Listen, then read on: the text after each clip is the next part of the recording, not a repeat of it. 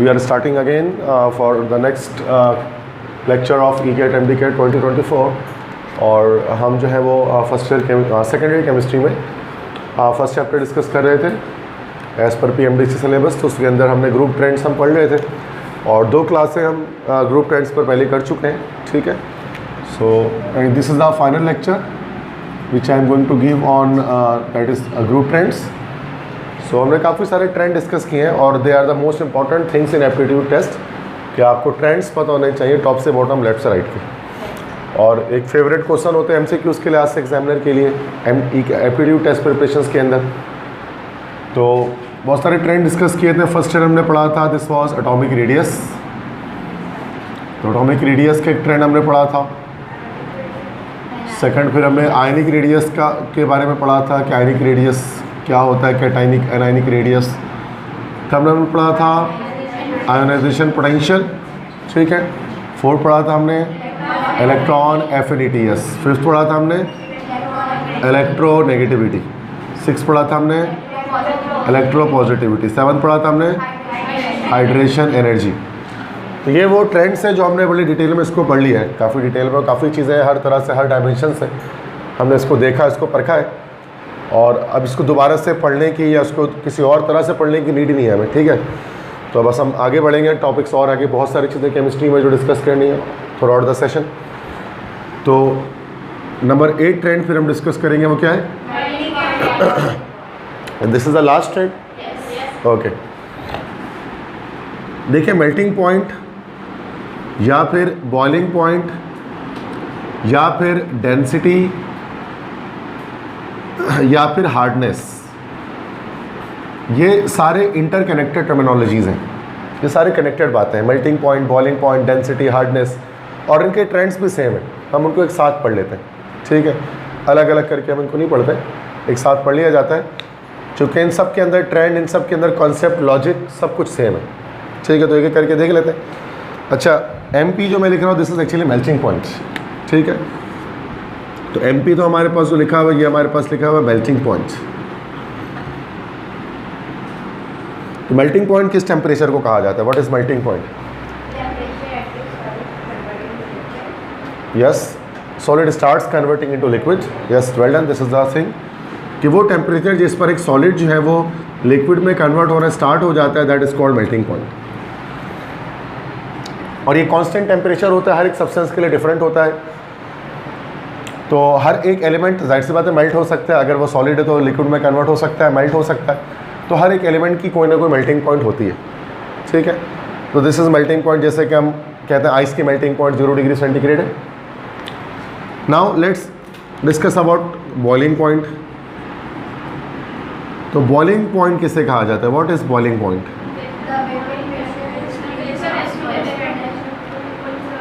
Yes, okay, we can define it in 2 ways. Boiling point भी एक temperature है, एक ऐसा टेम्परेचर जिस टेम्परेचर पर जो वेपर प्रेशर है, यस बिल्कुल, वो बराबर हो जाए एटमॉस्फेरिक प्रेशर के। इसको हम लोग, this temperature is called as a boiling point, ठीक है। So vapour pressure we can also say it internal pressure या लिक्विड प्रेशर कह सकते हैं इसको हम। और ये बराबर हो जाए एटमॉस्फेरिक प्रेशर से मुराद यहाँ पर क्या हो गया? एक्सटर्नल प्रेशर भी हो सकता है। तो कुछ स्टूडेंट्स इस तरह से भी कहते हैं कि the temperature at which the internal pressure becomes equal to external pressure is called boiling point. Internal pressure liquid का वेपर प्रेशर होता है और एटमॉस्फेरिक प्रेशर जो फिजाई दबाव है, जो हवा एटमॉस्फेयर के एक प्रेशर जो लग रहा होता है। तो जिस टेम्परेचर पर ये दोनों बराबर हो जाते हैं उसको हम लोग कहते हैं this is called boiling point, ठीक है। अच्छा, इसके बाद फिर जब हम देखते हैं कि भाई डेंसिटी, तो डेंसिटी किसे कहा जाता है? यस, दिस इज मास पर unit volume. This is density, mass को वॉल्यूम से डिवाइड करते हैं, डेंसिटी आ जाती है। और ये जो डेंसिटी है ये डायरेक्टली प्रोपोर्शनल होती है हार्डनेस के, है ना भाई। अगर कोई चीज़ डेंस ज़्यादा है, किसी चीज़ की कसाफत ज़्यादा है, वो डेंस ज़्यादा है, तो फिर वो हार्ड भी ज़्यादा होगी। तो डेंसिटी, हार्डनेस इंटरकनेक्टेड टर्म्स है। और जिसकी डेंसिटी ज़्यादा होती है, हार्डनेस ज़्यादा होती है, उसकी मेल्टिंग बॉइलिंग पॉइंट भी ज़्यादा ही होती है, ठीक है। तो ये सब कनेक्टेड टर्म्स है, तभी मैंने एक साथ लिख दिया। अब हम इसके ट्रेंड्स को देखते हैं। लास्ट ट्रेंड देखेंगे melting boiling point, density, hardness, इनका ट्रेंड। तो या फैक्टर की बात भी हम कर लेते हैं, बट होता क्या है कि इसमें थोड़ा सा ट्रेंड जो है ना वो उसका एबनॉर्मल ट्रेंड होता है, ठीक है। तो ये बाकी जैसे कि तमाम के तमाम एक नॉर्मल ट्रेंड फॉलो कर रहे होते हैं ना, तो इसमें ऐसा नहीं होता। जैसे हम देखते हैं कि एटॉमिक रेडियस में हम बात करते हैं कि टॉप से बॉटम हमेशा इंक्रीज़ होगा, लेफ्ट से राइट हमेशा डिक्रीज़ होगा, ठीक है।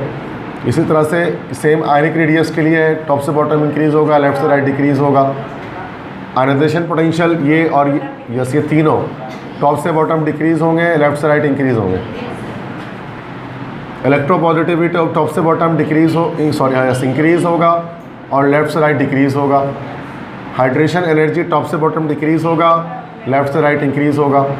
तो ये एक नॉर्मल ट्रेंड है जो हमने पढ़ा है 2-3 घंटे जितने भी हमने पढ़े हैं अब तक, इसको हमने तो यही देखा, ठीक है। और जो लेक्चर्स है वो रिकॉर्डेड मैंने दोनों लेक्चर डाले हुए हैं, ठीक है। अगर आप देखेंगे तो ECAT MDCAT 2024 की प्लेलिस्ट में, तो क्लासरूम से भी पता लग जाएगा। वह कैंपस नहीं लिखा होता उसके ऊपर, बट पता लग जाता है कि हमारी क्लास है, ठीक। चूँकि कुछ फिर रिकॉर्डिंग नॉर्थ कैंपस में भी हो रही होती है, तो फिर आप अपनी क्लास देखकर समझ सकते हैं कि ये इस क्लास में हमने रिकॉर्डिंग की। तो वो सारे लेक्चर आपको मिल जाएंगे, अभी भी 1-1 सेकंड रिकॉर्ड हो जाएगा जो चीज़ मैं बोल रहा हूँ, ठीक। क्योंकि समटाइम्स होता है कि मैं तेज़ी में बोलते हुए निकलता हूँ और स्टूडेंट्स कुछ होते हैं स्लो लर्नर होते हैं थोड़ा, तो फिर उनके लिए क्या होता है वो घर जाकर वॉच करेंगे तो फिर शायद 2-3 बार देखने के बाद समझ में आते। फास्ट लर्नर को तो कई बार समझ में आती, बट स्टूडेंट हर तरह के होते हैं, एडमिट करना पड़ेगा हमें क्लास में, ठीक है।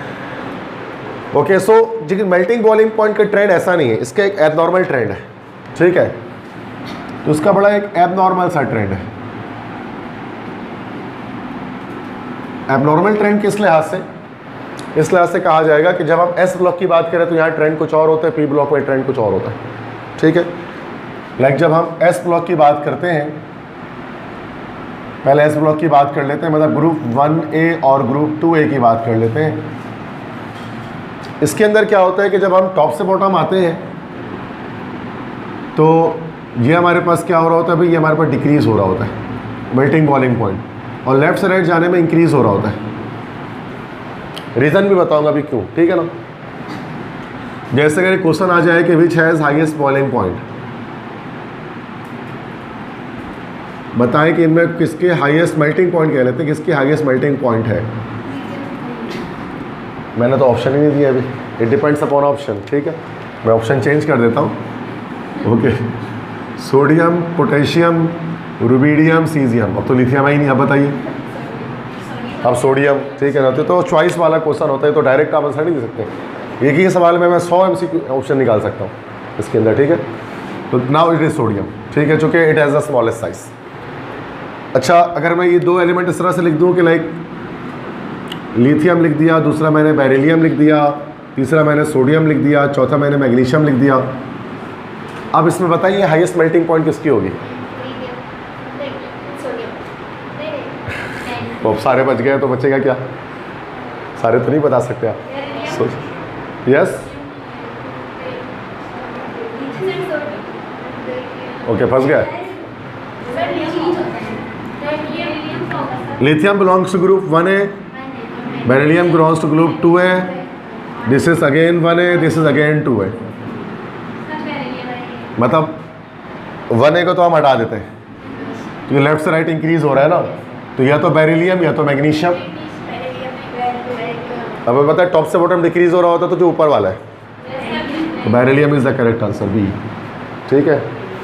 तो यहाँ लेफ्ट से राइट का ट्रेंड भी आपको दिख रहा है, टॉप से बॉटम का ट्रेंड भी दिख रहा है इसमें, इस क्वेश्चन के अंदर, ठीक है। तो ये एस ब्लॉक के अंदर ऐसा होता क्यों है? तो melting point decreases down the group due to decrease in density। होता है क्या है, डाउन द ग्रुप क्यों डिक्रीज होती है? क्योंकि डेंसिटी जो है ना वो डिक्रीज हो रही होती है। डेंसिटी जिसको अभी मैंने बताया कि डेंसिटी या इसको हम लोग जो है वो हार्डनेस भी कह सकते हैं। डेंसिटी या हार्डनेस चूँकि डिक्रीज हो रही होती है, इसकी वजह से क्या होता है कि जो हमारे मेल्टिंग बॉइलिंग पॉइंट डिक्रीज हो रहा होता है। डेंसिटी किसे कहते हैं? अब सब जानते हैं, डेंसिटी मास पर यूनिट वॉल्यूम होता है, एटॉमिक वॉल्यूम। और जब हम टॉप से बॉटम जाते हैं, क्योंकि एटम का साइज़ बड़ा होता है तो उसकी वजह से उसका वॉल्यूम जो है वॉल्यूम भी इंक्रीज हो रहा होता है, ठीक है बेटा। तो टॉप से बॉटम जाते हुए एटम का वॉल्यूम बढ़ेगा, और आपको पता है जब वॉल्यूम बढ़ेगा डिनोमिनेटर में वैल्यू इंक्रीज होगी तो ओवरऑल वैल्यू डिक्रीज हो रही होगी। तो टॉप से बॉटम जाते हुए डेंसिटी असल में चूंकि डिक्रीज हो रही है, दैट्स वाई हार्डनेस डिक्रीज हो रही है, मेल्टिंग पॉइंट, बॉइलिंग पॉइंट सब डिक्रीज हो रही है ग्रुप 1 या 2A के अंदर। और लेफ्ट से राइट जा रहे हैं तो चूंकि डेंसिटी इंक्रीज हो रही है इसलिए मेल्टिंग बॉइलिंग पॉइंट इंक्रीज हो रही है। ग्रुप 1 या 2A का ये कॉन्सेप्ट होता है एस ब्लॉक का, सही है। तो अब जहाँ बात करते हैं हम डी ब्लॉक एलिमेंट्स की बात करते हैं,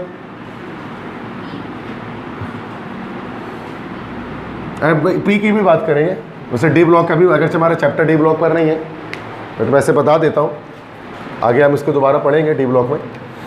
तो डी ब्लॉक के अंदर हम ये देखते हैं कि इसकी जो है ना हाईएस्ट मेल्टिंग बॉइलिंग पॉइंट होती है, highest melting point due to high binding energy.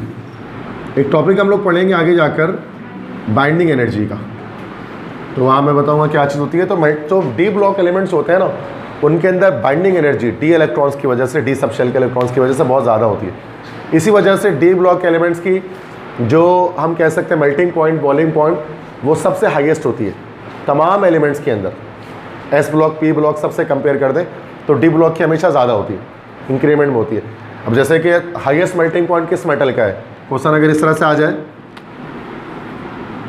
Which metal has highest melting point, which element has highest melting point, ठीक है। और यहाँ पर आपको 4 एलिमेंट आपको दे दूँ मैं, A B C D।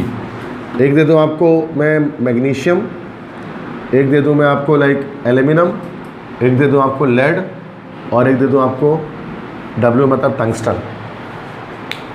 तो ये मैग्नीशियम है, ये एल्यूमिनियम है, ये लेड है, और W जो हमारे पास होता है दिस इज एक्चुअली टंगस्टन। तो हाईएस्ट मेल्टिंग पॉइंट किसकी होती है पता है आपको, इन तमाम एलिमेंट्स में से। देखिए एक तो ये चीज़ होती है फैक्ट्स, जो हम इंटरेस्टिंग फैक्ट्स हमें पता होता है केमिस्ट्री के तो हम जानते हैं। एक होता है ट्रेंड। अब हमें पता है कि ये मैग्नीशियम हमारे एस ब्लॉक का है ना भाई, एस ब्लॉक का है, ये हमारा पी ब्लॉक का है, लेड भी हमारा पी ब्लॉक का है, ठीक है, शुक्रिया। और टंगस्टन हमारा किसका है भाई, डी ब्लॉक का है। तो हो ना हो टंगस्टन की ज़्यादा होगी, जो वॉट एवर, ठीक है। और वैसे भी हम जानते हैं टंगस्टन जो है वो उसकी हाईएस्ट मेल्टिंग पॉइंट होती है, कितनी होती है पता है किसी को, 3800 डिग्री सेंटीग्रेड पर जाकर ये मेल्ट होता है। इससे फिलामेंट्स बनाते हैं ना बल्ब के, इनकैंडेसेंट लैंप्स जो होते हैं उनके फिलामेंट्स बनाए जाते हैं, ठीक है। तो टंगस्टन फिलामेंट कहलाता है फिर वो। तो ये बाइंडिंग एनर्जी बहुत ज़्यादा होती है, that's why most of the transition element you can find that they are quite harder, they are way harder than S block और पी ब्लॉक के मेटल्स, ठीक है। तो ट्रांजिशन मेटल्स कहा जाता है इनको। एस ब्लॉक के जो मेटल्स होते हैं उनको जो है वो रिएक्टिव मेटल्स कहते हैं ओवरऑल, कि they are reactive metals S block के मेटल्स होते हैं। या फिर अच्छा में 1A को अल्कली मेटल्स कहते हैं, 2A ग्रुप वालों को अल्कली अर्थ मेटल्स कहते हैं। आपको पता है पी ब्लॉक में भी मेटल्स होते हैं हमारे पास, लेड है, टिन है, उनको क्या कहा जाता है याद है किसी को, पी ब्लॉक के मेटल्स को क्या कहते हैं, semi metals. No, semi metals और मेटलॉइड्स हैं, वो मैं उसकी बात ही नहीं कर रहा। मेटलॉइड्स होते हैं पी ब्लॉक में, यू आर राइट, बोरॉन और ये सिलिकॉन, जर्मीनियम वगैरह। बट पी ब्लॉक में मेटल्स भी होते हैं हमारे पास जो एग्जैक्टली मेटल है 100%, लाइक लेड हो गया, टिन हो गया, एल्यूमिनियम हो गया। इनको क्या कहा जाता है पता है,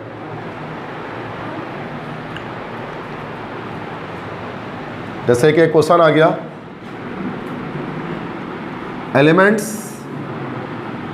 of this block are called poor metals. और 4 ऑप्शन आ जाते हैं, एक एस आ जाता है, एक पी आ जाता है, एक डी आ जाता है और एक एफ आ जाता है। तो अब ये क्या हो जाएगा इसका आंसर, पी आंसर, या पी ब्लॉक आंसर हो जाएगा इसका। तो पी ब्लॉक के जो मेटल्स होते हैं उनको पुअर मेटल्स कहा जाता है। Why they are called poor metals, because they are less reactive metals. तो वो रिएक्टिविटी उनकी बहुत ज़्यादा स्लो होती है पी ब्लॉक की, जो जिस तरह से एस ब्लॉक वाले होते हैं ना हाई रिएक्टिव मेटल, तो ये नॉट लेस रिएक्टिव मेटल्स होते हैं, इसलिए दैट्स व्हाई इनको हम पुअर मेटल्स कहते हैं। और एस ब्लॉक वाले रिएक्टिव मेटल्स हैं, डी और एफ वाले कहलाते हैं ट्रांजिशन मेटल्स। ये आउटर ट्रांजिशन है और ये इनर ट्रांजिशन है, ये तो पता है। तो ये तो मैंने, अब हम पी ब्लॉक के ट्रेंड के हवाले से बात कर लेते हैं। बस समझ आ रही है तो क्या बता रहा हूँ, गुड।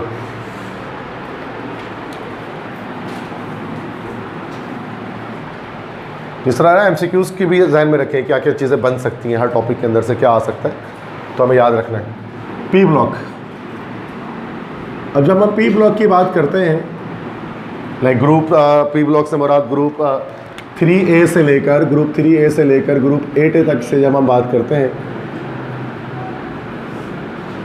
तो हम यहाँ पर एक ट्रेंड बड़ा अलग टाइप का देखते हैं। यहाँ हम देखते हैं कि टॉप से बॉटम जब हम जाते हैं ना, तो डेंसिटी, हार्डनेस, मेल्टिंग, बॉइलिंग, ये सारी चीज़ें हमारे पास इंक्रीज़ हो रही होती है, और लेफ्ट से राइट जा रहे होते हैं तो ये हमारे पास डिक्रीज़ हो रही होती है, मतलब एस ब्लॉक की रिवर्स हो रही है, अब देख सकते हैं।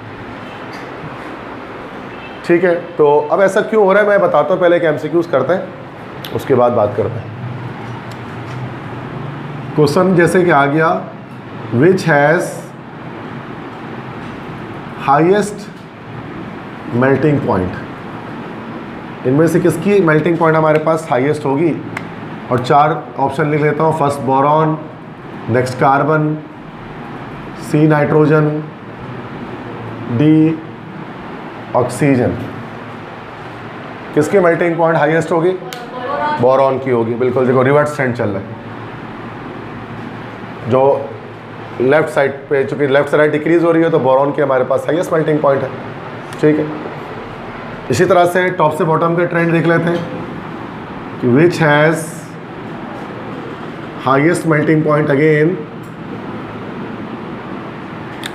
और अब जो 4 एलिमेंट्स में लिखता हूँ आप देखिए ज़रा बेटा, fluorine, chlorine, bromine, iodine. Highest melting point किसकी होगी? आयोडीन की होगी। टॉप से बॉटम इंक्रीज हो रहा है, तो हाँ, तो ये तो बिल्कुल परफेक्ट साबित हो गया कि ट्रेंड इसका रिवर्स चल रहा है एस ब्लॉक के मुकाबले में। सही है भाई। तो मतलब कि जब हम लेफ्ट से राइट की तरफ जा रहे हैं ना प्रोडक्ट टेबल में, तो शुरू में हमें लग रहा है कि चीज़ें एलिमेंट के melting boiling point density increase हो रही है, लेकिन जैसे पी ब्लॉक के आगे जाने शुरू होते हैं वो डिक्रीज होनी शुरू हो जाती है। मतलब अगर हम इस तरह से जाएंगे तो ग्राफ इस तरह बनेगा कि इंक्रीज होगा, फिर जाके डिक्रीज होना शुरू हो जाएगा। ऐसे ग्राफ बनाएंगे नहीं, लेकिन हम इस तरह से इमेजिन करेंगे ऐसा हो रहा हो।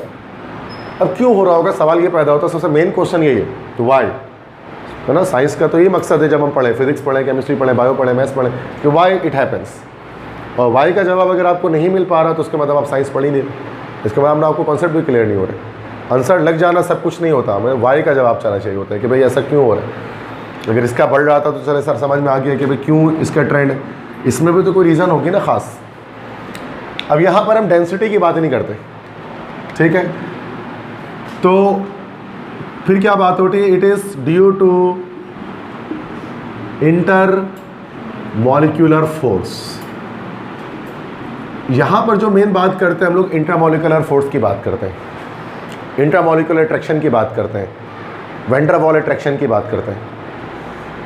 ये हम पढ़ेंगे आगे जाकर बेटा, इसमें चैप्टर 1 जब हम फर्स्ट ईयर केमिस्ट्री स्टार्ट करेंगे, फिजिकल केमिस्ट्री, तो वहाँ केमिकल बॉन्डिंग जब आएगा तो वहाँ पर मैं आपको बॉन्डिंग के बारे में बताऊँगा डिटेल में सारी चीज़ें। अभी तो टाइम नहीं है बॉन्डिंग को पढ़ने का, लेकिन थोड़ा बहुत हम जानते हैं इसके बारे में कि बॉन्ड्स हमारे पास 2 तरह के होते हैं, है ना भाई। एक इंट्रामॉलिक्यूलर बॉन्ड होता है और एक इंट्रामॉलिक्यूलर बॉन्ड होता है। एक वो बॉन्ड होता है जो एटम को एटम से जोड़ता है, ठीक है। This is like ionic bond, covalent bond, coordinate covalent bond, this is primary bond, और this is like intramolecular bond, this is stronger bond. और एक हमारे पास होता है जिसको हम कहते हैं इंट्रामॉलिक्यूलर बॉन्ड, सेकेंडरी बॉन्ड, या फिर जिसको हम कहते हैं van der Waals forces, weak attractive forces. And what they do, they actually bind one molecule with another molecule. Molecules को मॉलिक्यूल से जोड़ने वाली ताकत कहलाती है, दैट इज़ इंट्रामॉलिक्यूलर फोर्सेस। अब वो बहुत सारी होती है, मतलब 3 तो बहुत फेमस हैं जो हम जानते हैं, लाइक हाइड्रोजन बॉन्ड, और इसके अलावा डायपोल डायपोल इंटरैक्शन, और एक पड़ा होगा लंडन डिस्पर्जन फोर्सेस, LDF। और नॉन पोलर जो मॉलिक्यूल्स होते हैं उनके अंदर हमें पता है LDF होती है, लंडन डिस्पर्जन फोर्सेस होती है। जैसे कि हैलोजेंस अगर हम देखेंगे सारे ना, तो हैलोजेंस सारे के सारे नॉन पोलर होते हैं जो कि सेम एटम से मिलकर बनते हैं, तो इनके अंदर लंडन डिस्पर्जन फोर्सेस पाई जाती हैं, LDF। अब लंडन फोर्सेस क्या होती हैं कि ये डिपेंड किस पर करते हैं, इतना बड़ा एटम होगा ना उतनी ज़्यादा लंडन डिस्पर्जन फोर्सेस स्ट्रॉन्ग होती है। जितने बड़े एटम्स होंगे, एटम का साइज़ जितना ज़्यादा होगा, उतने ज़्यादा स्ट्रॉन्गर लंडन इंटरफेरेंस फोर्सेस होंगे। और टॉप से बॉटम जाएंगे अगर हम हैलोजेंस के अंदर, तो क्या होगा, एटम का साइज़ बढ़ेगा, और साइज़ बढ़ेगा तो लंडन फोर्सेज स्ट्रॉन्ग होंगी, और लंडन फोर्सेज स्ट्रॉन्ग होंगे तो क्या होंगे, मॉलिक्यूल्स करीब करीब आ जाएंगे, तो उनकी melting point, boiling point, hardness, density सब बढ़ जाएगी। दैट्स वाई फ्लोरीन क्लोरीन हमारे पास गैसेज होती हैं, ब्रोमीन लिक्विड होता है, जबकि आयोडीन हमारे पास सॉलिड, सबलाइम सॉलिड होता है। रीज़न यही है कि उसकी इंटरमोलिकुलर फोर्सेज बड़े स्ट्रॉन्ग होती है, मॉलिक्यूल इतने करीब करीब आ जाते हैं कि सॉलिडिफाई हो जाते हैं आयोडीन के अंदर। तो टॉप से बॉटम साबित हुआ कि इंक्रीज़ हो रहा है, बजाय इसके क्योंकि ये डिक्रीज़ हो रहा था डेंसिटी की वजह से। यहाँ हम डेंसिटी की बात करते ही नहीं है, यहाँ हम बात करते हैं मॉलिक्यूलर फोर्सेज की। बस में आ गई। तो ये हमारा ट्रेंड कंप्लीट हो गया यहाँ पर, this is melting point, boiling point trend, ठीक है। So now we are moving towards the reactions. तो 3 तरह के रिएक्शंस हमें करने हैं इसमें, chemical reactions, like first reaction of group 1 elements with oxygen, water and chlorine. Second is reaction of 2A with oxygen, water and nitrogen. Third is reaction of 3A with oxygen, water and chlorine, ठीक है। और reactions लगभग same तरह से होते हैं, ठीक है। और बस एक कॉन्सेप्ट होता है रिएक्शंस करने का, इसको याद करने की ज़रूरत नहीं होती है, कि आप खुद ब खुद इसको सॉल्व कर पाएंगे अगर आपको कॉन्सेप्ट पता है कुछ मेजर चीज़ों का, ठीक है। लाइक जिसमें सबसे मेन चीज़ होती है वैलेंसी।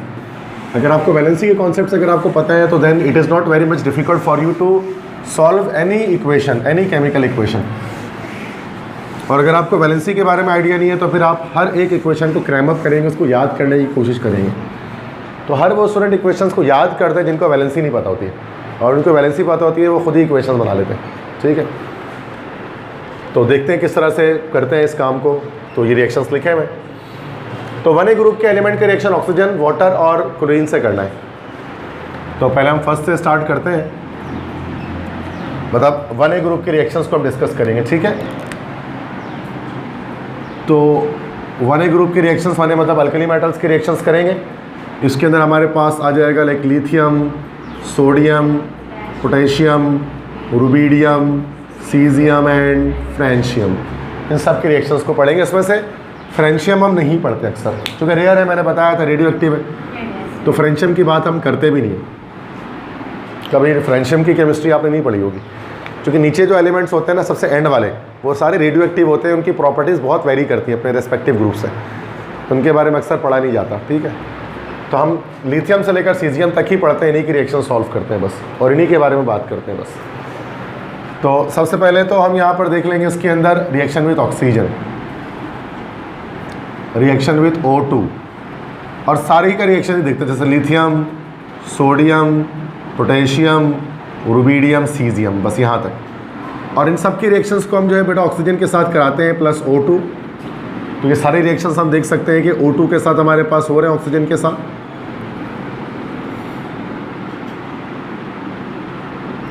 एंड कोई ना कोई प्रोडक्ट बनेगा तो रिएक्शन एरो हम बना देते हैं। अब देखिए ग्रुप 1A के जो एलिमेंट्स होते हैं इन सब की वैलेंसी क्या होती है आप जानते हैं? यस, +1 होती है, वेल डन। तो इन सब की वैलेंसी +1 होती है। अच्छा, अब मसला एक पता है क्या होता है कि होना क्या चाहिए कि वैसे अगर मैं पहले एक बात बता रहा हूँ आपको, जो एक कॉमन एक जो चीज़ होती है, ऑक्सीजन की वैलेंसी होती है -2, ऐसी होती है ना भाई, -2 होती है। तो हम अगर ऐड कर दें इन सबको तो ये हमारे पास Li, पहले जैसे हमने सबसे पहले दोनों को मिलाकर लिख दिया, अभी लिखे नहीं आप इसको, ठीक है, मैं गलत लिखूँगा शुरू में, क्योंकि अक्सर जो बच्चे गलती करते हैं पहले मैं वो बताऊँगा। तो लिथियम ये सब तो +1 होते हैं, अल्कली मेटल्स की तो फिक्स है, और ऑक्सीजन की -2 होती है, ये वैलेंसी कहलाती है ना, जो फिक्स होती है, नंबर ऑफ इलेक्ट्रॉन लॉस और gain by an atom to complete the octet. तो ये क्या बन गया बेटा हमारे पास, अब वैलेंसी इंटरचेंज हो जाती है, Li2O, Na2O, K2O, Rb2O और CS2O बन गया। But it is not the correct way, ये सही नहीं है। अगर आपको थोड़े बहुत अगर आपके माइंड में आ रहा है तो आपको लग रहा है सर कुछ गलती करने जा रहे हैं, बिकॉज ऑक्सीजन हमेशा नॉर्मल ऑक्साइड्स ही नहीं बनाता। यस, उसको पहले मैं इस चीज़ को बता दूं ऑक्साइड्स को, तो शायद फिर दोबारा वापस आता हूँ। तो कुछ प्रियोर कॉन्सेप्ट ज़रूरी होते हैं समझने से पहले कि हम आगे बढ़ें। ऑक्साइड्स किसे कहा जाता है, what are oxides, how can you define? Binary compounds of oxygen is called oxides, जैसे hydrides are binary compounds of hydrogen, ठीक है। तो ऑक्साइड्स सिंपल होते हैं binary compounds of oxygen. Oxygen के बाइनरी कंपाउंड्स मीन्स कि ऑक्सीजन अगर किसी दूसरे एलिमेंट के साथ मिल जाए तो वो हमेशा ऑक्साइड बनाता है, ठीक है। और टाइप्स की बात करें ना ऑक्साइड की, तो ऑक्साइड हमारे पास 3 तरह के बनते हैं। एक हमारे पास कहलाता है normal oxide, second is peroxide, third one is super oxide. बिल्कुल सही। एक सब ऑक्साइड्स भी होते हैं लेकिन वो रेयर होते हैं। सब ऑक्साइड भी आपने पढ़ा होगा क्लास 10 में, लेकिन but they are quite rare, तो वो फिर हम लोग नहीं लिखते उसके बारे में। तो ये 3 ऑक्साइड्स जो है ना वो बहुत फेमस है। नॉर्मल ऑक्साइड, अच्छा इसमें डिफरेंस पता है, सिर्फ ऑक्सीडेशन स्टेट का होता है, ऑक्सीडेशन नंबर का होता है। यस, यहाँ ऑक्सीजन -2 में होता है, पर ऑक्साइड में ऑक्सीजन -1 में होता है, और सुपर ऑक्साइड में -12 या -1/2 में होता है। This is actually the oxidation number, this is not the valency. Valency हमेशा फिक्स रहती है एक एलिमेंट की, और ये जो है ना ये वैलेंसी नहीं याद रखिएगा, this is called oxidation number. इसी को ऑक्सीडेशन नंबर कहते हैं, या फिर इसी को ऑक्सीडेशन स्टेट कह सकते हैं ना।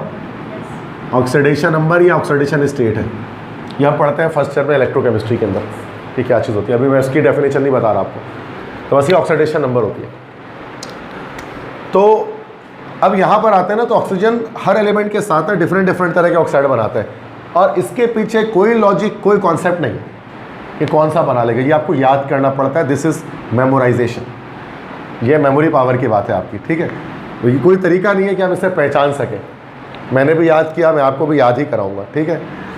और सारे टीचर्स इसको याद ही रखते हैं, बच्चे भी याद रखते हैं कि लिथियम हमारे पास जो है वो क्या बनाएगा, बस नॉर्मल ऑक्साइड बनाएगा, सोडियम हमारे पास बनाएगा, और ये सारे हमारे पास आखिरी के तीनों बनेंगे superoxide. This you need to remember, ये याद करने की बात है। अब इसका मतलब लिथियम ही वही वाहिद है जो सही बना हुआ है, this is lithium oxide, this is correct, बाकी सब गलत है। तो बाकी सबके नंबर मैं यहाँ पर मिटा देता हूँ। अब इसमें -1 आ जाएगा, ये हमारे पास आ जाएगा -12, ये आ जाएगा -12, और ये आ जाएगा -12। तो रिएक्शन को बनाना सीखें कि कैसे बनता है रिएक्शन, ठीक है। अब वैलेंसी इंटरचेंज करते हैं ना, सोडियम की मतलब फर्स्ट एलिमेंट की वैलेंसी सेकंड एलिमेंट के नीचे आ जाती है, सेकंड एलिमेंट की वैलेंसी फर्स्ट के नीचे आ जाती है, यही होता है, इंटरचेंज कहते हैं जिसको वैलेंसी। अब ये जब चेंज होगा तो ऐसे ही रह जाएगा NaO। अच्छा, इसको ऐसे भी लिखा जाता है, और समटाइम्स हम इसको ऐसे भी लिखते हैं Na2O2, देखा होगा आपने कभी। They both are same things, not different, ठीक है। बाकी इसको बैलेंस कर सकते हैं हम, जैसे ऊपर एलिमेंट है तो यहाँ पर हमने इसको बैलेंस करना था, तो इधर पर हमने 2 लगा दी, इधर पर 4। बैलेंसिंग आती है ना करनी आपको, तो बैलेंस भी कर सकते हैं इक्वेशन को। अगर यहाँ पर अगर हम देखें तो डिपेंड करेगा कि हम किसके लिहाज से बैलेंस करेंगे, दोनों लिहाज से अलग अलग हो जाएगा। अच्छा, ये जो हमारे पास बना, दिस इज एक्चुअली सोडियम पर ऑक्साइड, है ना भाई, इसको सिर्फ, और ये जो ऊपर हमारे पास बना था this is only lithium oxide. Normal को नॉर्मल बोलने की जरूरत नहीं होती है, नॉर्मल एक्चुअली नॉर्मल ही होता है, अंडरस्टूड है। ये नहीं बोल सकते लिथियम नॉर्मल ऑक्साइड, तो नॉर्मल तो है ही।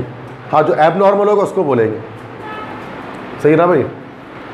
तो जैसे ये सारे एब नॉर्मल होते हैं, पर ऑक्साइड, सुपर ऑक्साइड, तो उनका नाम लिखा जाता है। अच्छा, इसमें भी आप देखोगे ना कि सोडियम की वैलेंसी आपको वही माइनस, मतलब जो ऑक्सीडेशन नंबर आपको निकालना आता है तो वही निकलेगी, -1। जैसे मैं निकाल कर दिखा देता हूँ, Na2O2 है ना, तो Na × 2 + O × 2 इक्वल, ऐसे निकालते हैं ऑक्सीडेशन नंबर को। सोडियम की +1 होती है, × 2 + oxygen × 2 equal to 0, 2 + oxygen × 2 equal to 0, oxygen equal to -2/2। Oxygen क्या निकल कर आया, -1। आ गया यही। तो इसका मतलब इसमें भी ऑक्सीजन की जो ऑक्सीडेशन नंबर आपको दिख रही है वो -1 दिख रही है। तो आप ऐसे लिखो कि ऐसे लिखो, बात तो एक ही है। बुक में ऐसे लिखा होगा आपकी, ऐसे भी लिख सकते हैं। अक्सर बच्चे कंफ्यूज रहते हैं, सर ऐसे कैसे आ गया, तो मैं बता दे रहा हूँ, ठीक है। जिस तरह हाइड्रोजन पर ऑक्साइड को HO के बजाय H2O2 लिखा जाता है, जबकि HO भी लिख सकते हैं उसको हम, +1 -1 तो वहाँ भी सेटिस्फाई हो रही है। उसके बाद अब यहाँ पर आ जाए तो सुपर ऑक्साइड्स की बात करते हैं। तो यहाँ पर देखें, एक तरीका तो ये हो सकता है कि हाफ लगा दिया जाए, हो गया ये हमारे पास, मतलब हाफ लगा दें उसके नीचे। बट ऐसा आपने देखा नहीं होगा कभी, क्योंकि दिस इज, इससे क्या होगा बेटा, कभी भी ये रूल है, आपने पढ़ा होगा कभी क्लास 9th के अंदर लॉज ऑफ केमिकल कॉम्बिनेशन, उसमें एक लॉ था law of definite proportion, sorry law of multiple proportion, John Dalton ने दिया था। तो लॉ ऑफ मल्टीपल प्रोपोर्शन क्या कहते हैं कि whenever an element combines with any other element then they must combined in simple whole number ratio. एक element दूसरे एलिमेंट से हमेशा सिंपल होल नंबर रेशियो में कंबाइन होता है, this is called law of multiple proportion, John Dalton ने दिया था। तो कभी भी नीचे फ्रैक्शंस नहीं आ सकते हैं, होल नंबर आएंगे 1 2 3 4 5, 0.5 0.75 0.25 नहीं आ सकते, नॉन स्टोचोमेट्रिक कंपाउंड वो बन जाएगा हमारा, ठीक है। तो अब ये तो रूल के लिहाज से गलत बन रहा है, अगर से बनना यही चाहिए जो कि हाफ वैलेंसी इंटरचेंज कर रहे हैं। उसको होल नंबर बनाने के लिए हम लोग करते हैं क्या, 2 से मल्टीप्लाई कर देते हैं, इन दोनों को 2 से मल्टीप्लाई कर दिया। अब 2 से मल्टीप्लाई ये होगा तो इससे 1 बच जाएगा, और यहाँ क्या आ जाएगा 2 आ जाएगा, ये भी 1 बच जाएगा, यहाँ 2 आ जाएगा, ये भी 1 बच जाएगा, यहाँ पर 2 आ जाएगा, ठीक है। नाउ दीज आर दी, तो अब ये बन गया super oxides, this is potassium super oxide, और फिर रुबीडियम सुपर ऑक्साइड और सीजियम सुपर ऑक्साइड। हाँ, लेकिन अब आप इसमें भी चेक करोगे, आप बोलोगे सर इसमें क्या ऑक्सीजन -1/2 आ रहा है, तो आप निकाल कर चेक कर लो -1/2 आएगा ऑक्सीडेशन नंबर में, आप देख लेना। अगर आप कंफ्यूज हो रहे हैं थोड़ी देर के लिए, देखें KO2 आ गया ये, तो K + O × 2 = 0, +1 + O × 2 = 0, और O बराबर हो गया -1/2 आ गया, -½ इसी में से, तो सब में आ रहा होगा। जैसे हमने ऊपर यहाँ पर लिखा ना -1, इसमें -½ ही आ रहा है। तो ऐसा किया क्यों, इस वजह से क्या था कि होल नंबर रेशियो 1 बन जाए हमारे पास, दैट्स वाई इस तरह सुपर ऑक्साइड ऐसे लिखे जाते हैं, लेकिन -½ ही सेटिस्फाई हो रहा है। समझ में आ गया। तो ये रिएक्शन ऑफ 1A का हमने कर दिया किसके साथ, ऑक्सीजन के साथ।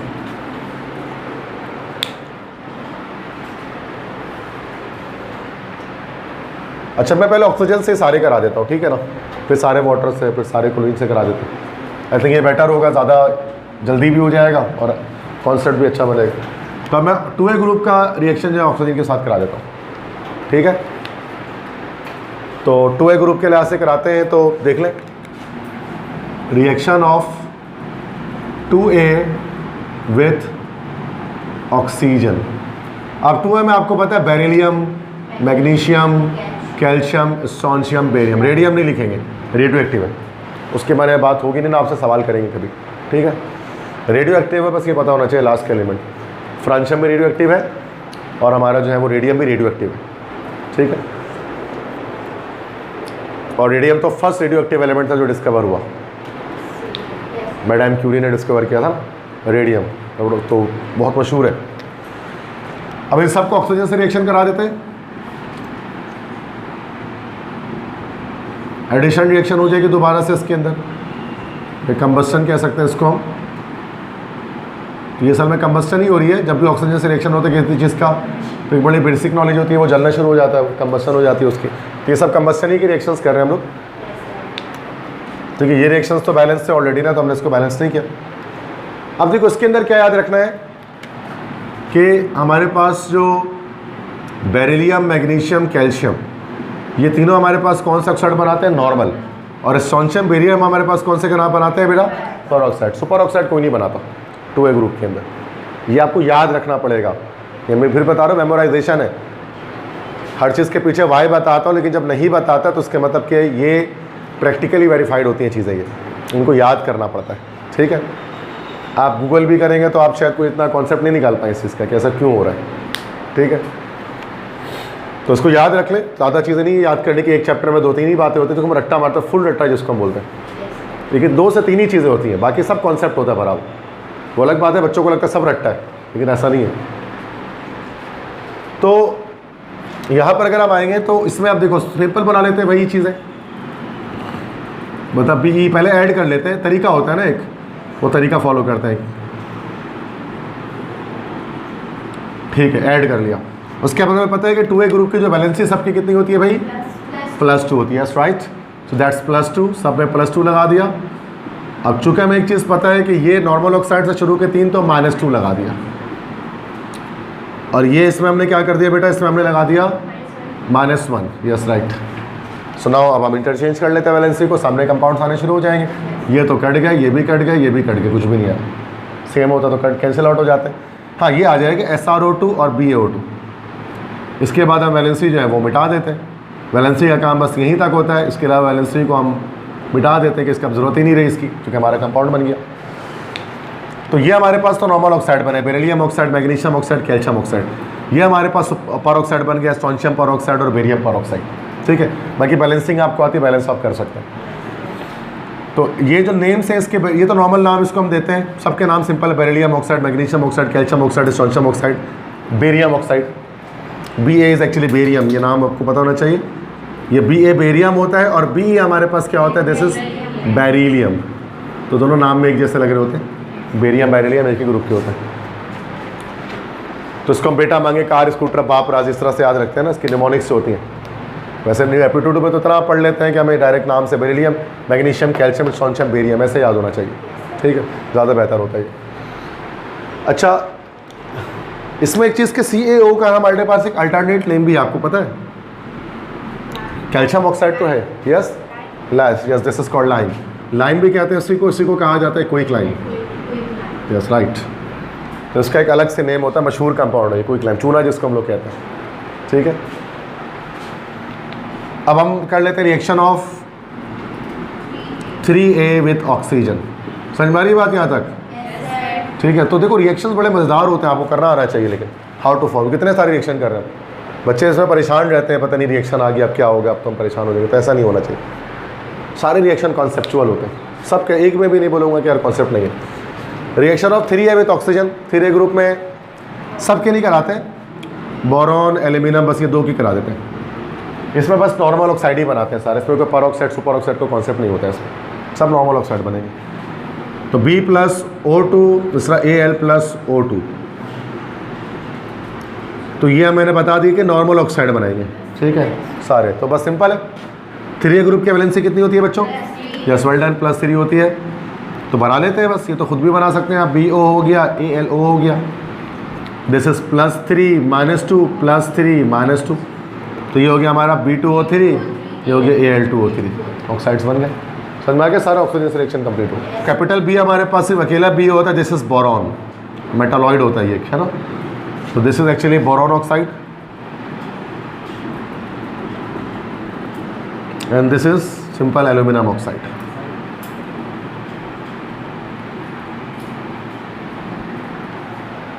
ठीक है, तो ये हमारे पास हो गए। अब हम करते हैं बेटा रिएक्शन विथ वाटर। तो वाटर के साथ सबके रिएक्शन कराते हैं। तो पहले ग्रुप 1A के साथ करा लेते हैं वाटर के रिएक्शन, बहुत आसान रिएक्शन है, सबके साथ नहीं कराएंगे क्योंकि सबका सेम होगा। तो मैं लाइक लिथियम सोडियम से इसे करा लेता हूँ, पोटेशियम से भी करा लेता हूँ, चले ठीक है, बस ये 3 से सेम रिएक्शंस होंगे लाइन से। आगे रुबीडियम सीजियम भी ऐसे ही करेगा, ठीक है। तो वाटर से जब भी रिएक्शन करते हैं तो याद रखना है बच्चों आपको कि वाटर को हमेशा हम क्या करते हैं, H और OH में ब्रेक करते हैं, HOH में ब्रेक करते हैं, ठीक है। इस तरह जब भी वाटर से रिएक्शन कराया जाएगा और आप चाहते हैं कि आसानी से आप इक्वेशन को सॉल्व कर लें, तो सबसे पहले वाटर को H+ और OH- में ब्रेक कर दें। इससे क्या होगा, आपके लिए आसान हो जाएगा प्रोडक्ट को प्रिडिक्ट करना कि प्रोडक्ट क्या बनेगा। अगर हम H2O लिख देंगे ना तो बहुत सारे कॉन्सेप्चुअल मिस्टेक्स आपके पास आ जाएंगे, ठीक है। अब जैसे कि हमारे पास ये, अब ये पॉजिटिव नेगेटिव है, ये पॉजिटिव नेगेटिव है, ये पॉजिटिव नेगेटिव है, अब प्लस प्लस प्लस है। तो आप जानते हैं यहाँ सिंगल डिस्प्लेसमेंट रिएक्शन होगी। जब एक एलिमेंट एक कंपाउंड से रिएक्शन करता है सिंगल डिस्प्लेसमेंट होती है, प्लस वाला माइनस वाले से जुड़ जाता है। तो ये हमारे पास ये इससे जुड़ेगा, ये इससे जुड़ेगा, ये इससे जुड़ेगा, कनेक्ट हो जाएगा, ठीक है। तो ये हमारे पास LiOH बन जाएगा, लिथियम हाइड्रोक्साइड, ये बन जाएगा NaOH, सोडियम हाइड्रोक्साइड, ये बन जाएगा KOH। बेसिस की फॉर्मेशन हो जा रही है, दीज आर बेसिस हाइड्रोक्साइड्स। और साथ में हाइड्रोजन गैस जो है ना वो रिलीज हो जाएगी। और चूंकि गैस है तो डायटोमिक स्टेट में हम इसको लिख देंगे, सिर्फ H नहीं लिखेंगे। अगरचे यहाँ से सिर्फ H निकलता हुआ दिखाई दे रहा है, लेकिन H2 लिखेंगे चूँकि gases always exist in diatomic state. बाकी बैलेंस नहीं कर रहा वो आप कर सकते हैं, ठीक है। तो ये हमारे पास बेसिस की फॉर्मेशन होगी, lithium hydroxide, sodium hydroxide, potassium hydroxide. Sodium hydroxide का दूसरा नाम पता है किसी को? Yes, caustic soda. इसको कास्टिक सोडा कहते हैं। और KOH पता है, इसको कहा जाता है कास्टिक पोटाश।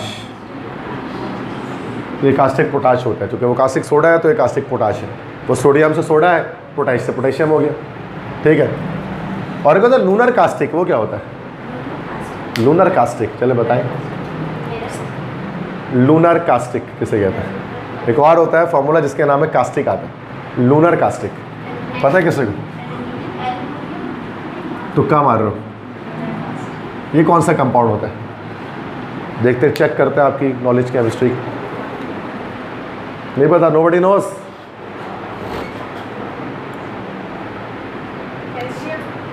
हाँ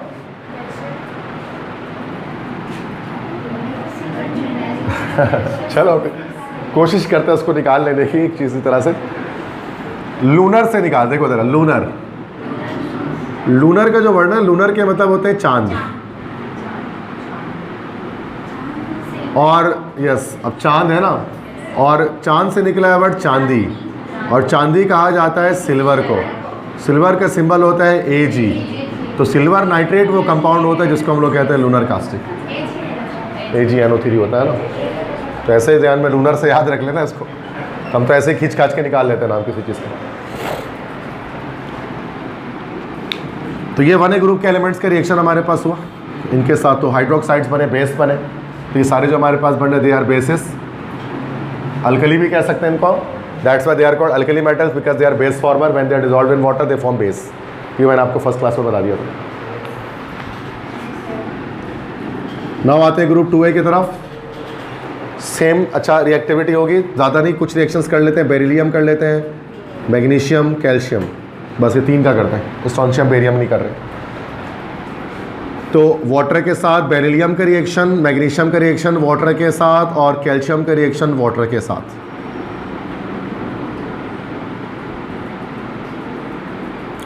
इसमें एक चीज़ आपको याद रखनी है कि एक एक्सेप्शन है कि बेरिलियम अपनी लेस रिएक्टिविटी की वजह से वाटर के साथ रिएक्शन नहीं देता। बेरिलियम जो है ना, फर्स्ट एलिमेंट जो होता है अल्कली, जो उसमें 2 ब्लॉक में, 2A ग्रुप में, तो बेरिलियम कभी भी वाटर के साथ रिएक्शन नहीं देता। तो आपको याद करना पड़ेगा लेस रिएक्टिव होता है, स्मॉल साइज की वजह से। तो बाकी ये दोनों रिएक्शन देंगे, तो इन दोनों की रिएक्शन हम लिख लेते हैं। यस यस, ये हमारे पास बन जाएगा MgOH प्लस H2, ये बन जाएगा CaOH plus H2। Valency set नहीं किया अभी मैंने, अब करूँगा valency set. How to set it? Like +2 -1 +2 -1, तो वैलेंसी इंटरचेंज होगी, यकीनन होगी। So how it will be done? So bracket लग के ना, ये कंपाउंड्स हमारे पास बनेंगे। नाम बताइए जरा। ये तो मैग्नीशियम हाइड्रोक्साइड, कैल्शियम। इसका नाम पहले, फर्स्ट इसका नाम बताएं। चले नाम बताएं पहले, इसी का बताएं। ये तो है ही, ये तो मुझे ही पता है। दूसरा नाम बताएं, कॉमन नेम क्या है इसका? तो जानता है इसका कॉमन नेम? चलो छोड़ा, इसका बाद में बताना, इसका बता दो पहले। चलो, लाइमस्टोन,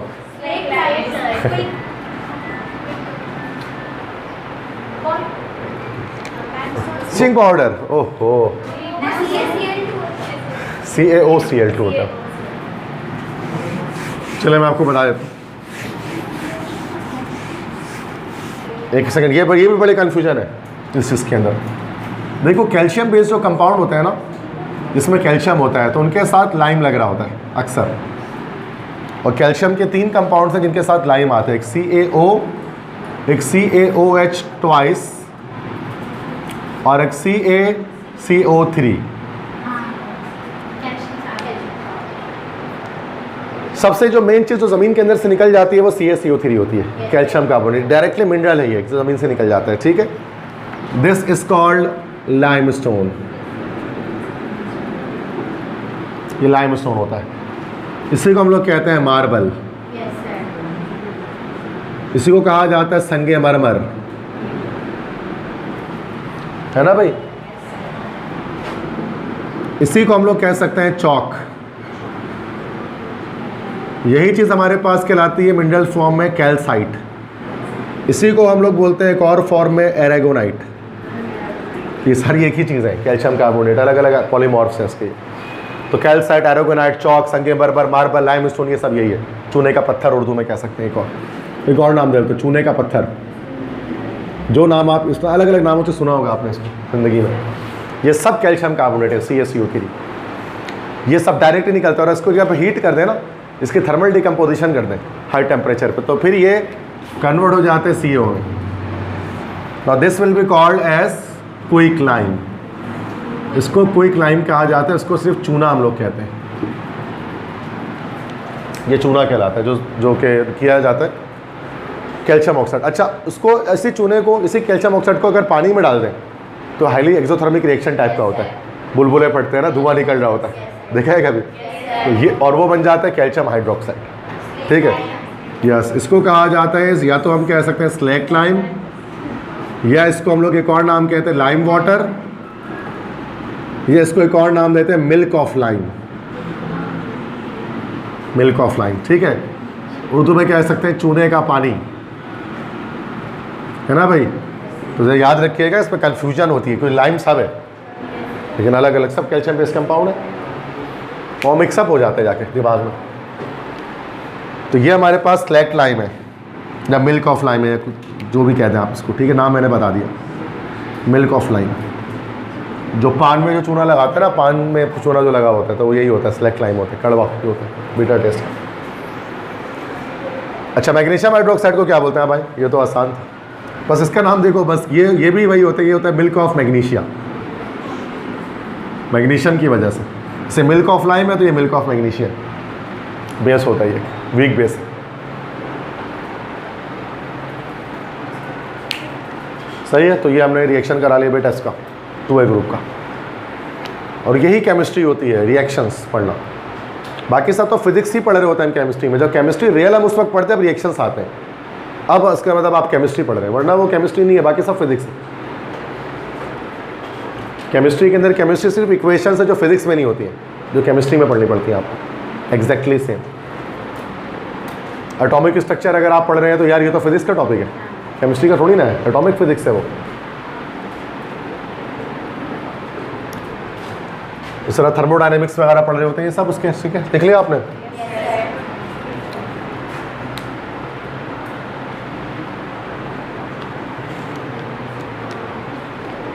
अब जैसे हम लोग कहते हैं ना, जैसे आपने सुना होगा कभी, जैसे के हमारे पास है ना, तो के को हम लोग कहते हैं पोटेशियम, दिस इज पोटेशियम, ये पोटेशियम है ना, ठीक है, पोटेशियम। इस तरह सी हम लोग कहते हैं calcium, but this is calcium, correct जो इसकी फोनेटिक्स है दैट इज कैल्शियम। इस तरह Mg जो होता है ना, इसको बोलते हैं मैग्नीशियम है, लेकिन ये मैग्नीशियम नहीं होता है, इसका साउंड आता है Z का, this is magnesium, that is potassium, calcium and magnesium, तो Z का साउंड आता है मैग्नीशियम, असल जो उसकी अमेरिकन और ब्रिटिश प्रोनाउंसिएशन है, तो वो बहुत मुश्किल से सही बोलते हैं उसको, अक्सर गलत प्रोनाउंस कर रहे होते हैं। तो क्या एलिमेंट्स कहने में यूज़ भी इतना नहीं करते इनको, तो कॉमन लाइफ में बोलते भी नहीं है, बट करेक्ट यही है इसकी, ठीक। अब 3A के साथ जस्ट ज़्यादा नहीं करा रहा, एल्यूमिनियम का सिर्फ एक रिएक्शन देख रहा है, एल्यूमिनियम का करा दे रहा हूँ, ठीक है, सबका ऐसे ही होगा। Al लिया हमने और वाटर से रिएक्शन करा दिया, AlOH बनेगा, और एल्यूमिनियम की वैलेंसी आप जानते हैं +3 होती है, इंटरचेंज हो जाएगी, प्लस हाइड्रोजन, तो एल्यूमिनियम हाइड्रोक्साइड और वाटर बन गया, सॉरी हाइड्रोजन बन गया, ये भी बेस बन गया, ठीक है। तो 3A ग्रुप वाले भी सेम एज इट इज करते हैं। तो 1A ग्रुप का रिएक्शन क्लोरीन के साथ, Cl2 के साथ, दैट्स वेरी इजी, एक कराऊंगा सिर्फ, बाकी सारे वैसे ही हो जाएंगे, ठीक है। सो जैसे कि Na का कराता हूँ, सोडियम का प्लस Cl2 क्या बन जाएगा? The easiest reaction in the world, NaCl balance, okay. उसमें मैं बात नहीं करना चाह रहा इसके ऊपर कुछ भी, सारे ऐसे लिथियम क्लोराइड, पोटेशियम क्लोराइड सब बन जाएंगे, कोई एक्सेप्शन नहीं है, ठीक है। अब 2A ग्रुप का रिएक्शन नाइट्रोजन के साथ, ठीक है, यस। सिलेबस में कर तो उसका भी सकते हैं, सिलेबस के अंदर जो है ना PMDC में नाइट्रोजन के साथ किया हुआ, कर तो उसके साथ भी करते हैं। बेरिलियम बता, बेरिलियम क्लोराइड, मैग्नीशियम क्लोराइड बन जाएगा, मैंने एग्जैक्ट सिलेबस के टॉपिक लिख दिए यहाँ पर, तो वही मैं करा रहा हूँ, ठीक है। तो reaction of 2A with nitrogen, reaction तो बहुत हो सकते हैं बेटा, बहुत चीज़ों के साथ कर सकते हैं, मैं तो वैसे कॉन्सेप्ट दे रहा हूँ कैसे हो सकता है। तो किसी को भी करेंगे सेम तरह से होगा, मैग्नीशियम से कर लेते हैं, मैग्नीशियम प्लस नाइट्रोजन, एडिशन हो जाएगी, Mgn बनेगा। अब मैग्नीशियम की वैलेंसी हमारे पास क्या होती है, नाइट्रोजन की क्या होती है, +3, -3 होती है ना, 5A ग्रुप का एलिमेंट है, -3 होगी तो वैलेंसी इंटरचेंज हो जाती है फिर। तो ये हमारे पास बन जाएगा Mg3N2, इस तरह से बनता है, ठीक है बैंक। तो ये हमारे पास बन गया कंपाउंड। बाकी बैलेंसिंग इसकी बस 3 लगा दोगे तो ये बैलेंस हो जाएगा ऑलरेडी, ठीक है। नाम क्या होगा इस कंपाउंड का, बता सकते हैं आप? चले, मैग्नीशियम मैंने लिख दिया, ये तो हाथ लिख दिया। अब क्या लिखो, चले मैं अलग अलग लिख देता हूँ।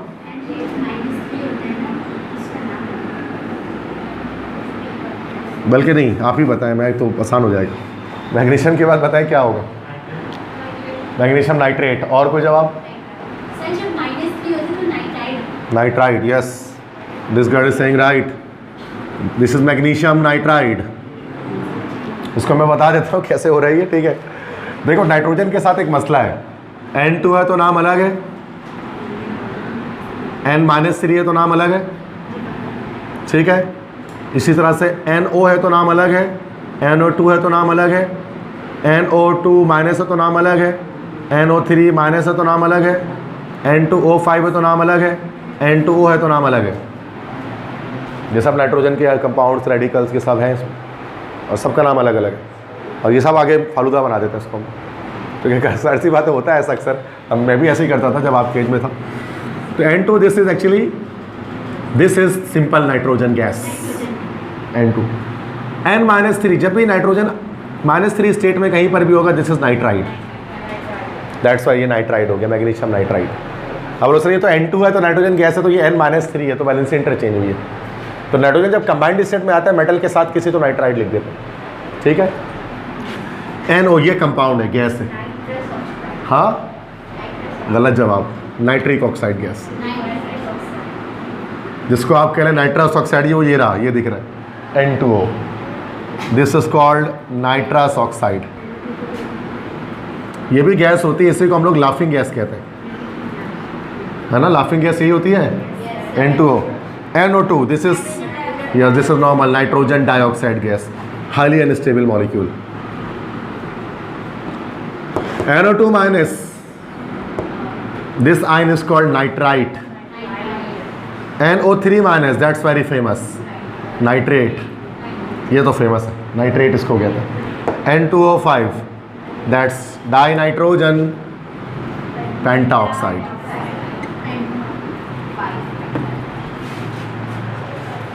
सही है। तो सब में नाइट्रोजन आ रहा है, देखो तो ये कंफ्यूजिंग एक बात है बड़ी, नाम कैसे हल्के हल्के एक एक अल्फ़ाबेट से चेंज हो जा रहा है। तो अब इसको मैग्नीशियम नाइट्रेट नहीं बोलेंगे, जिस मैग्नीशियम नाइट्राइड। अब अलग अलग कंपाउंड बन सकते हैं ना भाई, जैसे Mg3N2 हमने कहा तो मैग्नीशियम नाइट्राइड हो गया।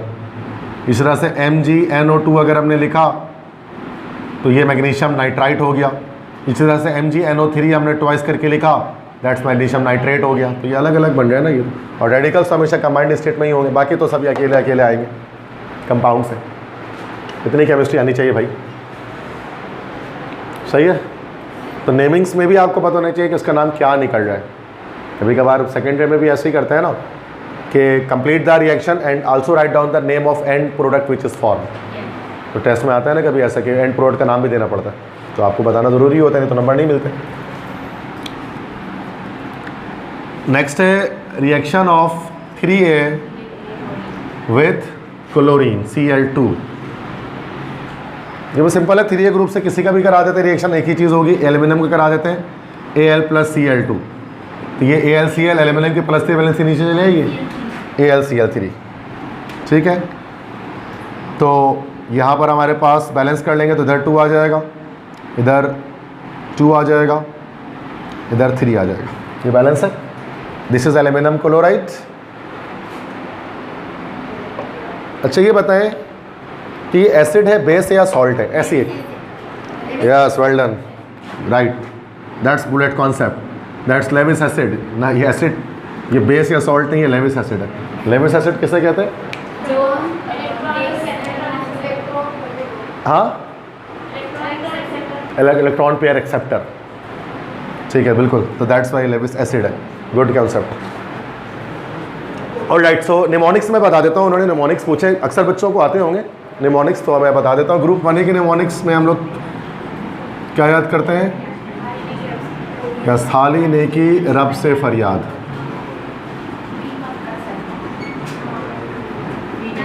ठीक है। 2A ग्रुप का मैंने क्या बनाया? बेटा मांगे कार स्कूटर बाप राजी। बेटा मांगे कार स्कूटर बाप राजी। ठीक है। या बी मक्का सरबरा भी बोलते हैं, बी मक्का सरबरा। ओके, ये भी सही है। इसी तरह से 3A ग्रुप का हम लिखते हैं बैंगन आलू गाजर इन थैली। बैंगन आलू गाजर इन थैली। डी का भी है, मैं बता रहा हूँ ना, डी का भी बताऊँगा। जी हाँ, बैंगन आलू गाजर इन थैली, या बल्गा इंटल भी लिख सकते हैं हम उसको, BALG, है ना, स्पेलिंग्स के लिहाज से। 4A ग्रुप में हम लोग क्या लिखते हैं? 4 में लिखते हैं केमिस्ट्री सर गिव्स संकी प्रॉब्लम। केमिस्ट्री सर गिव्स संकी प्रॉब्लम। तो सी से केमिस्ट्री, फिर सर, फिर गिव, फिर संकी, फिर प्रॉब्लम। कसी जी सनपब भी लिख सकते हैं उसको, इस तरह से भी मैंने ऐसे भी कसी जी सनपब। ओके, चलेगा ऐसे। 5 ग्रुप होता है, ये मेरे ऊपर ही, मैंने अपने नाम पे बनाया, नसीम पास सब बिंदास। यस, बच्चों को याद है, अब तो ट्रेडमार्क बन चुका है ये। ठीक है, कराची वाले बच्चे जानते हैं 5 ग्रुप को। तो N से नसीम हो गया, P, फिर AS नाइट्रोजन फॉस्फोरस आर्सेनिक, और सब बिंदास एंटीमनी बिस्मथ। ना पास सब भी लिख सकते हैं, N पास सब भी या ना पास सब भी। उसके बाद 6A ग्रुप की बात करते हैं। तो 6A ग्रुप में हम लोग क्या लिखते हैं? और सलमा सिलेगी तेरी पॉकेट। और सलमा सिलेगी तेरी पॉकेट। ठीक है। तो और सलमा सिलेगी तेरी pocket, oxygen, sulphur, selenium, tellurium, polonium. ठीक है। और 7A ग्रुप का फिर क्या लिखते हैं हम लोग? दिस इज फिर कल बाहिर आई आत्मा। आत्मा इज लाइक सोल, तो ये हो जाएगा FClBrIAT, एस्टाटीन। ठीक है। 8A ग्रुप का हिना और करीना का एक्सरे।